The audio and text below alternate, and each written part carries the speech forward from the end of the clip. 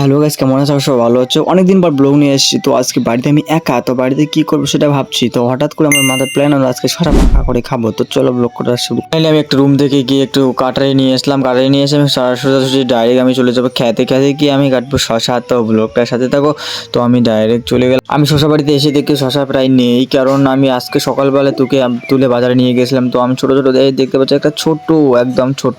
আর এদিকে আমি আবার পুরো খ্যাটটা কেটে দেখছিলাম কোথায় বড় আছে। সবাই ছোট, সব ফুলে ছোট দেখতে পাচ্ছি। তো ফাইনালি পেয়ে গেলাম একটা বড় আর একটা, দুটো একসাথে পেয়ে গেছি। তো নেওয়া শেষ। এখন আমি যাবো বাড়িতে গিয়ে একটু দোকানে গিয়ে একটু বিট লবণ টবণ নিয়ে আসবো। নিয়ে আসার পর তারপর ফাইনালি আমি নিয়ে আসলাম দোকান থেকে আচার, বিট লবণ এইসব নিয়ে আসার পর ফাইনালি আমাদের মাখামাখি কমপ্লিট। আর জিভে জল আসছে। এখন আমি রিভিউ দেবো, খেয়ে দিয়ে রিভিউ করব। তো একটু খাওয়ার জন্য বসে গেলাম। বসে নেওয়ার পর এখন মুখে দেবো। তো কেমন হয়েছে একদম সিরিয়াসলি একদম সত্যি কথা বলবো। তো একটু খাচ্ছি আর লবণ লবণ লবণ খুবই টেস্ট ভাই, যা লাগছে না খুবই ভালো লাগছে।